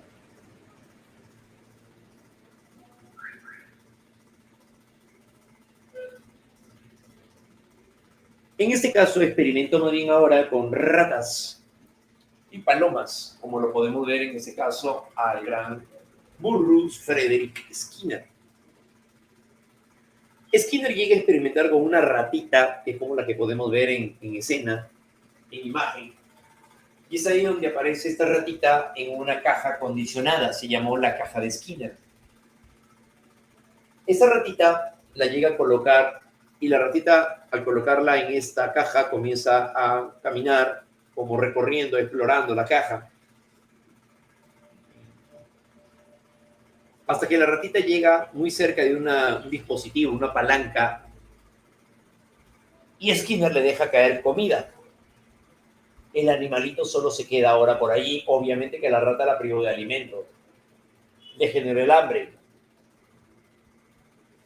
Y al momento de llegar a explorar a la ratita, la caja, presiona la palanca y cae comida. La ratita ahora se mantiene por allí.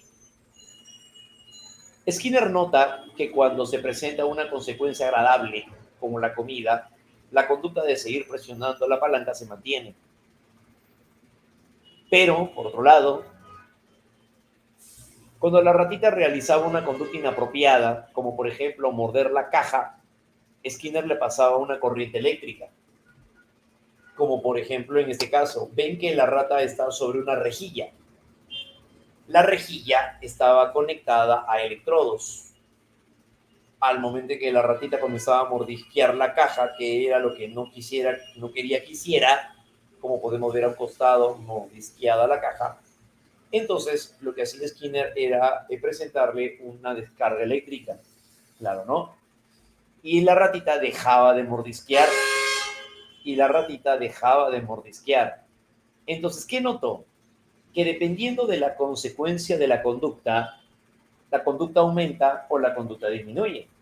Cuando le presenta al animalito un estímulo agradable como la comida, entonces mantiene la conducta de presionar la palanca. Pero, por otro lado, cuando se llega a presentar un choque eléctrico, la ratita deja de mordisquear. Entonces, dependiendo de la consecuencia, entonces una conducta aumenta o una conducta disminuye. A lo que en términos skinnerianos eso se llamará reforzamiento y castigo. A lo que eso se llamará reforzamiento y castigo. Muy bien. Esto justamente entonces es lo que va a plantear Skinner. Skinner entonces, ¿a qué se va a centrar? Se va a centrar a continuación en la consecuencia de la conducta. Se va a llegar a centrar en la consecuencia de la conducta.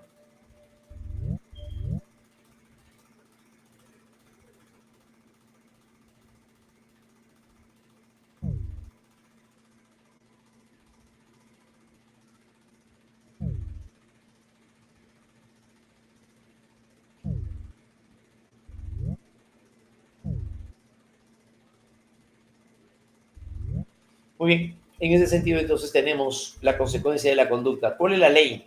La ley es la ley del refuerzo. Claro, ¿no? La ley del esfuerzo que inicialmente se llamó la ley del efecto de Sondheim. Sondheim es quien plantea el condicionamiento instrumental, solo que al momento en el que Skinner utiliza la ley planteada por Sondheim es que también se le llama el condicionamiento operante condicionamiento instrumental, es decir, de la misma manera. Por tanto, ahí aparecería como la ley del efecto, claro, ¿no? La ley del efecto. Mientras que para el condicionamiento clásico el sujeto es pasivo porque solamente responde frente a un estímulo, para Skinner el sujeto más bien es activo. ¿Por qué? Porque él actúa sobre el ambiente para poder provocar una contingencia. Por ejemplo, un pequeño llega a tender su cama para lograr que mamá le dé nuevamente un vaso de yogur. Entonces él actúa sobre el ambiente para provocar una respuesta. Actúa en el ambiente para provocar así una respuesta. Por supuesto.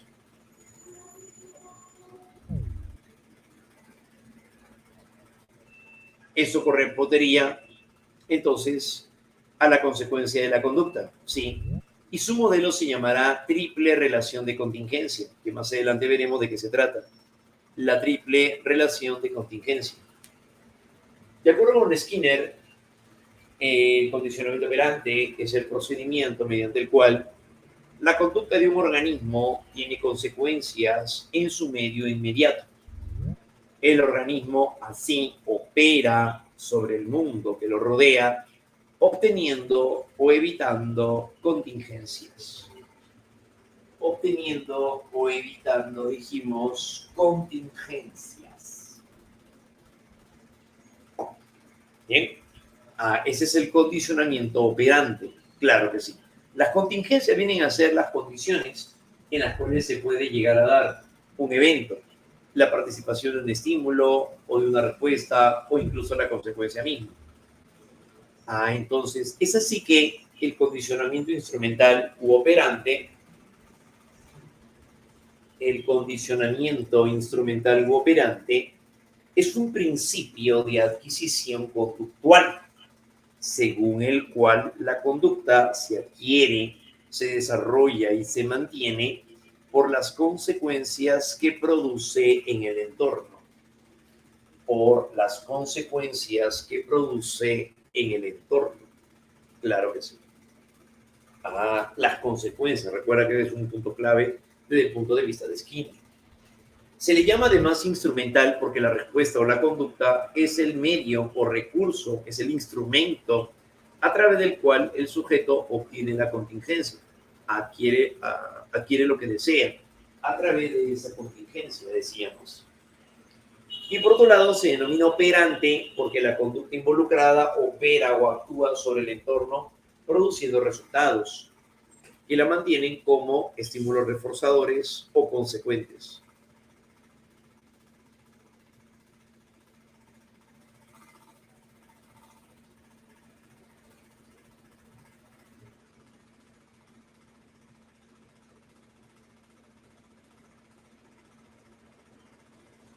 produciendo resultados que la mantienen, decíamos, como los estímulos reforzadores o consecuentes.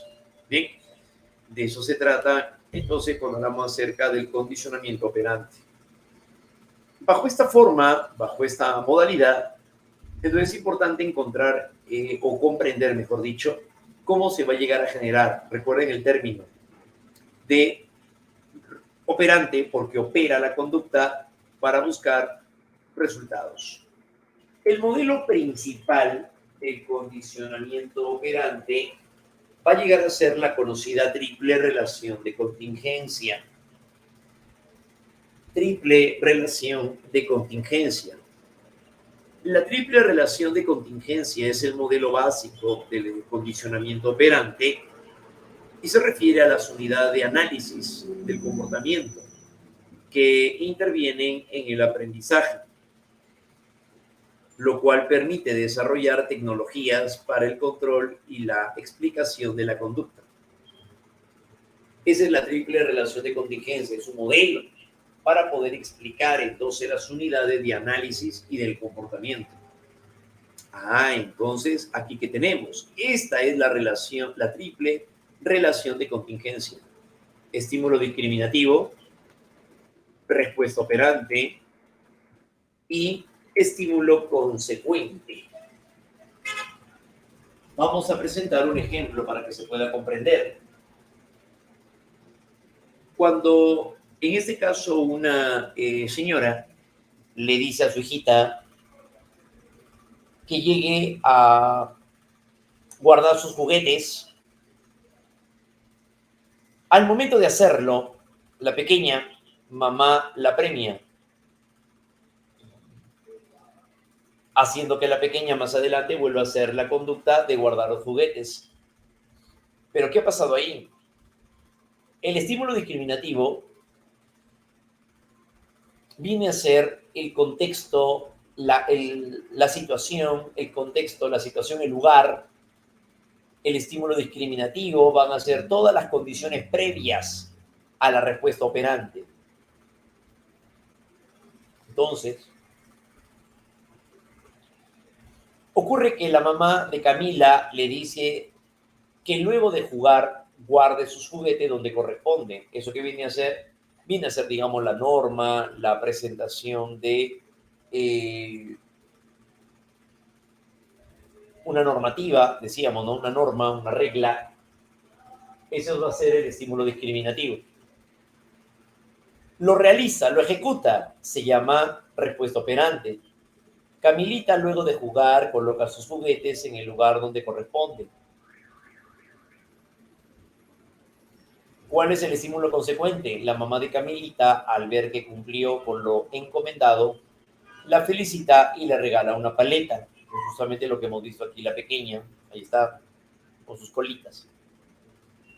De esta manera, el estímulo consecuente hará que la conducta o respuesta operante vuelva a aparecer, sí. Hará que vuelva a aparecer.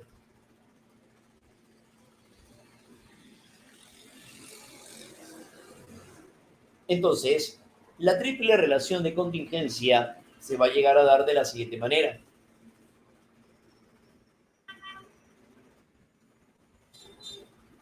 El estímulo discriminativo va a llegar a ser toda condición previa para la aparición de una respuesta operante. Se le llama incitador o la condición que provoca la aparición de la respuesta operante. Por ejemplo, una profesora le dice a sus estudiantes en el salón de clase, en el kinder: les estoy colocando tareas en sus cuadernos. Apenas reciban su cuaderno, empiecen su tarea.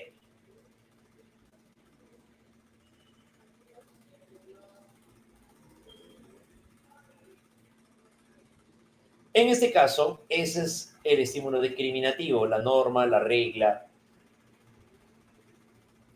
el incitador. Apenas los pequeños reciben su cuaderno, respuesta operante, respuesta operante, la conducta registrable.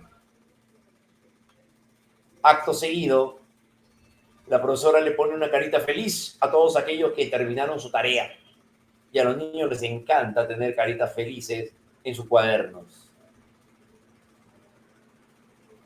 El estímulo consecuente va a llegar a ser un estímulo que actúa sobre la respuesta operante, afectándolo o implicándolo.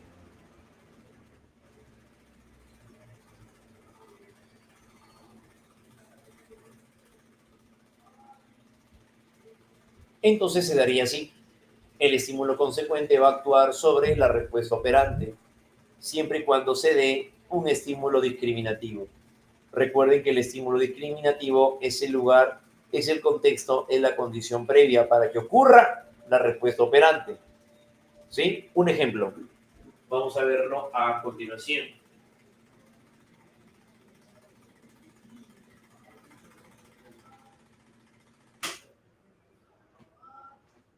Al momento en el que un señor va a un supermercado con su hijo, pasan por el área de confites. Al pasar por el área de confites, el pequeño pasa por donde están los toffees. Coge un puñado de toffees y se lo lleva al bolsillo. Papá observa lo que hizo, pero se le acerca y en vez de llamarle la atención, le dice, ese mijito, tan vivo como su padre, lo cual hará muy probablemente que más adelante vuelva a hacer lo mismo. Pregunta, ¿cuál es el estímulo discriminativo? En este caso, ¿cuál sería el estímulo discriminativo?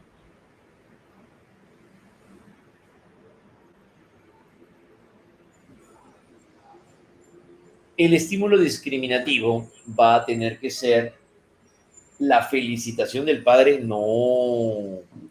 El estímulo discriminativo, ¿cuál sería? Que lo felicita. Tampoco. El estímulo discriminativo vendría a llegar a ser el lugar donde están los dulces. Porque si no fuera por eso, el niñito no cogería nada, pues. Claro. Ah, entonces, ¿qué implicaría? El estímulo discriminativo es el incitador. ¿Qué le provocó coger los dulces? Pasar cerca donde están los dulces. Ah, entonces, el área de confites, ese sería el estímulo discriminativo. Sí. Al pasar por ahí, ¿qué le provocó? Coger toffees y metérselos al bolsillo. Respuesta operante. Segundo elemento. Acto seguido, papá lo felicita. Ese mijito, tan vivo como su padre. Eso sería el estímulo consecuente. Eso sería el estímulo consecuente. Por lo tanto, el estímulo consecuente es lo que haría que se vuelva a presentar la respuesta operante cuando exista el mismo estímulo discriminativo. ¿Ya? Esa es la triple relación de contingencia. Esa es la triple relación de contingencia. ¿Ya, muchachos? Muy bien. A ver, otra situación. Un joven desea acercarse a una muchacha en el salón de clase, pero es un chico muy tímido. Busca más bien que ella esté sola, porque siempre la ve rodeada de amigas, y solo estando ella sin amigas, él se va a acercar. Y ocurre que efectivamente llega a estar sola esta jovencita. Aprovecha el muchacho para acercarse y le regala un chocolate sublime. Al dárselo, la joven le dice gracias, le sonríe y eso haría más adelante que el muchacho quiera volver a regalarle algo. Pregunta, ¿cuál sería el estímulo discriminativo?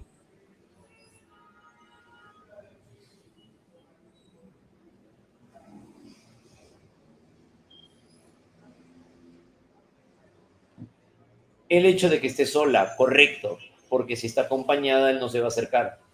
Siempre y cuando esté sola, ese es el estímulo discriminativo. Ante ello, la respuesta operante es acercarse y regalarle el chocolate. Estímulo consecuente, tercer elemento, es la aceptación de la muchacha, lo cual al momento de presentarse ese estímulo consecuente, que sería la sonrisa, la aceptación, hará que la respuesta operante de regalarle un chocolate se vuelva a repetir. Sí, siempre y cuando se cumpla el hecho de que esté sola, porque ese es el estímulo discriminativo. Claro, recuerden que el estímulo discriminativo es la condición previa, es la condición necesaria para que ocurra la respuesta operante. Claro, muy bien. Ahora sí, creo que ya se captó la idea, ¿no? Esa será la triple relación de contingencia, muchachos. Esa es la triple relación de contingencia, ¿ya? Muy bien, entonces ese vendría a ser un punto clave, ¿no? ¿De qué manera va a llegar a presentarse? Eso es justo lo que vamos a ir viendo también. Entonces, el estímulo consecuente puede llegar a ser reforzamiento o puede ser castigo, como vemos en la imagen.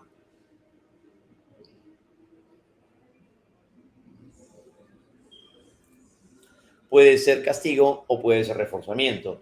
Pero nosotros vamos a ver otros elementos más, es decir, reforzamiento, castigo y extinción. Ah, también hay ese elemento, claro que sí.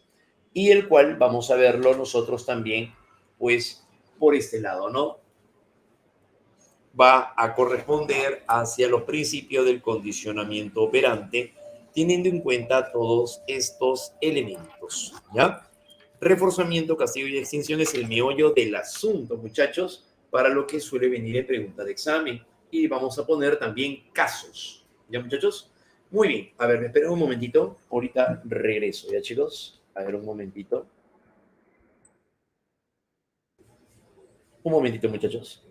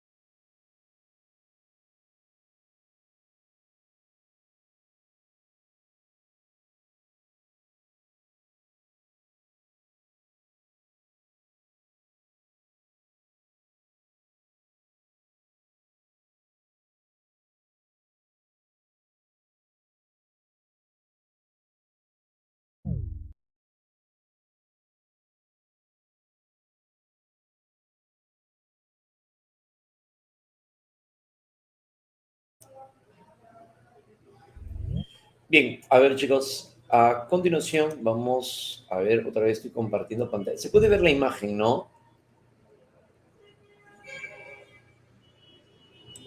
Sí, todo bien, ¿no? Ya, listo, excelente. A ver, entonces, en este caso vamos ahora hacia los principios del condicionamiento operante, en donde vamos a tener en cuenta lo siguiente. Hablar acerca de los principios es referirnos acerca del reforzamiento, el castigo y la extinción. Bien, para empezar, todo reforzamiento aumenta la probabilidad de ocurrencia de la conducta y todo castigo la disminuye. Eso es algo de lo que debemos de tener bien presente. Todo reforzamiento aumenta y todo castigo disminuye. Entonces, si se quiere que un pequeño llegue a tender su cama todos los días, habrá que reforzarlo, porque es lo que haría que una conducta aumente o mantenga la probabilidad de que se siga dando. Pero si se quiere que una conducta decaiga, entonces utiliza el castigo. El pequeño lo que se busca es que deje de llegar tarde, de jugar pelota, castigo. El castigo disminuye la probabilidad de que una conducta se vuelva a dar. Sobre la base de ello, nos damos cuenta que tanto el reforzamiento como el castigo pueden llegar a ser positivos o negativos. Vamos con el primero. El término positivo, en general, ya sea para el reforzamiento o ya sea para el castigo, positivo no significa que sea el mejor y negativo no significa que sea lo peor, sino que hay que interpretarlos en términos de Skinner, no de manera convencional. Entonces, de esta manera, el término positivo en Skinner significa presentar y negativo significa retirar o quitar. Así es como debemos de entenderlo. Entonces, un reforzamiento será positivo cuando se presenta un estímulo agradable o favorable. Como por ejemplo, felicitar a un niño por guardar sus juguetes, lo que vimos hace un momento. Eso hará que aumente la probabilidad de que siga haciendo lo mismo. Claro, los elogios, los premios, el reconocimiento social, eso es reforzamiento positivo. Eso es reforzamiento positivo. Un reforzamiento será negativo, un reforzamiento será negativo cuando se retira un estímulo desagradable o aversivo. Cuando se retira un estímulo desagradable o aversivo, como por ejemplo, consumir una pastilla porque le quita el dolor de cabeza. Eso es un reforzamiento negativo, ya que aumenta la probabilidad de consumir la misma pastilla porque le quita los síntomas del resfrío, porque le quita el dolor de cabeza. Entonces aumenta una conducta porque nos quita algo desagradable. Por eso aquí hablamos también de las llamadas conductas de evitación. Es por eso que aquí se da la conducta de evitación. Al momento de consumir la pastilla, evita que nos siga doliendo la cabeza. Claro, por supuesto. Conducta de evitación. ¿Ya? Son conducta de evitación. Muy bien, reforzamiento negativo. Ahora, recuerden, todo reforzamiento aumenta. Todo reforzamiento aumenta. Positivo porque se presenta, negativo porque se retira. Un castigo será castigo positivo cuando se presenta un estímulo desagradable. Ahora, el castigo es cuando se presenta algo desagradable. Por ejemplo, se llega a presentar un shock eléctrico al tocar un frigider o un refrigerador. Claro, ¿no? Al presentarse un shock eléctrico, entonces llega a presentarse un estímulo desagradable. Claro. Aquí están los golpes también. Una mamá, en vez de hablar con el niño, tal vez lo que hace es pegarle con el cable del teléfono, a lo mejor, cuando el pequeñito llega a llegar tarde de jugar pelota. Le pega, disminuye la probabilidad de que vuelva a hacer lo mismo, sí, pero eso se llama castigo positivo. Castigo positivo no es porque sea el mejor castigo. Castigo positivo porque positivo significa presentar. Se presenta algo desagradable, ¿no? A eso se refiere, castigo positivo. El castigo será negativo, y este es el más recomendable, cuando se quita o se retira algo que nos agrada. El castigo será negativo porque se retira un estímulo agradable. Por ejemplo, a un niño le quitan el PlayStation por no hacer tareas. Para disminuir la probabilidad de seguir holgazaneando, entonces le quitan algo que le gusta. Eso se llama también costo de respuesta. El término costo de respuesta hace alusión al castigo negativo. ¿Ya? Muy bien, chicos. A ver si me han captado la idea. Te voy a presentar alguna situación y tú me dices cuál vendría a llegar a ser. A ver, por ejemplo, al momento en el que la señora Marta pretende destetar a su hijo de 2 añitos y medio, llega a colocarse en el pecho, llega a colocarse en el pezón, se llega a colocar, no sé, sábila, se llega a colocar, no sé, a ver, aceite, ajo y sal al gusto. Llega a presentar todo eso con el pequeño que se acerca, le parece desagradable, ni más vuelve a acercarse al pecho de mamá. A continuación, ¿qué principio del condicionamiento se le ha aplicado al pequeño para que éste disminuya la probabilidad de seguir lactando? Entonces, aquí se ha presentado un castigo positivo, correcto, porque se ha presentado algo desagradable, lo cual ha decaído la posibilidad de volver a hacer lo mismo, correcto. Cuando Jeremy llega a estudiar por la tarde, mientras está estudiando, recibe la visita de su primito, que es muy inquieto. Ante esto, el muchacho dice, así no puede estudiar con tanta bulla, mejor dejo de hacerlo. Mamá, por el contrario, como pretende que siga estudiando, entonces le dice que se lo va a llevar al sobrinito al parque para que él pueda estudiar tranquilo. Y efectivamente así sucede. Cuando se lo llevan al pequeño, ahora el estudiante dice, por fin, paz y tranquilidad. Ahora sí voy a poder llegar a descansar y seguir estudiando. El muchacho ahora llega a presentar el comportamiento de seguir estudiando, pero ¿por qué le quitan algo desagradable, que sería la presencia del pequeño? ¿Cuál vendría a ser el principio que se ha aplicado? Se ha presentado reforzamiento negativo. Excelente, muchachos, muy bien. Martín, al momento de llegar a ganar las Olimpiadas de ajedrez, ahora se ha motivado a concursar a nivel internacional. ¿Qué principio estaría generándose ahora aquí en Daniel para aumentar la probabilidad de seguir presentando esta conducta? Se llama reforzamiento positivo. Claro, muy bien, un reforzamiento positivo. El pequeño Efraín lanza una pelota de trapo en la cara de una niña. Se pone a llorar, a lo que la maestra ahora lo deja sin recreo, algo que le encanta al pequeño. Al hacer esto, el pequeño disminuye la probabilidad de seguir lanzando cosas. La maestra que ha aplicado un castigo negativo. Muy bien, jovencitos. Eso es un castigo negativo. Excelente. Ahora, ¿cuándo hablamos de una extinción? La extinción ocurre cuando una conducta primero ha tenido que haber sido reforzada. Ese es un requisito. Porque la extinción consiste en retirar paulatinamente el reforzador que mantiene una conducta. Una conducta deja de aparecer al retirarse paulatinamente el reforzador que mantenía la conducta. Eso se llama extinción. Por ejemplo, una conducta va decayendo hasta que desaparece al quitarse o al retirarse el reforzador que mantiene la conducta. Por ejemplo, al momento en el que mamá llega a comprarle al pequeño golosinas, si en una oportunidad no le compra lo que él quiere, el pequeño comienza a llorar. En ese instante, cuando mamá le compra para que deje de llorar, está reforzando la conducta del niño de seguir llegando a hacer berrinche.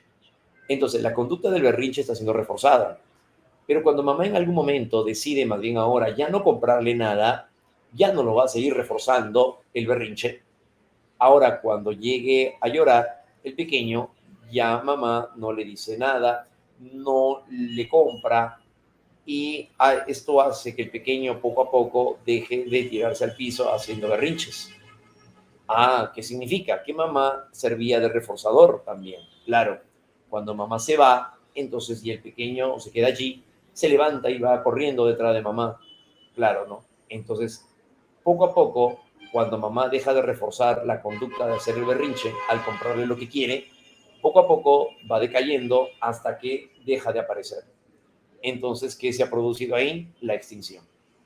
En la extinción se retira un reforzador que mantiene una conducta y esta deja de aparecer paulatinamente. ¿Ya? Muy bien, chicos, eso vendría a ser entonces dentro del campo de la extinción y los principios del condicionamiento operante. Muy bien, jóvenes, hasta ahí vamos a llegar entonces, jovencitos, el día de hoy. Ha sido todo un gusto haber compartido con ustedes y ya nos estamos viendo entonces para nuestra próxima sesión. Ya, chicos, ya nos ha ganado la hora. Cuídense mucho, jóvenes, sigan practicando, poniendo en práctica todo esto y ya nos estamos viendo para nuestra próxima sesión. ¿Listo? Cuídense mucho, gracias a todos, nos vemos y que les vaya muy bien.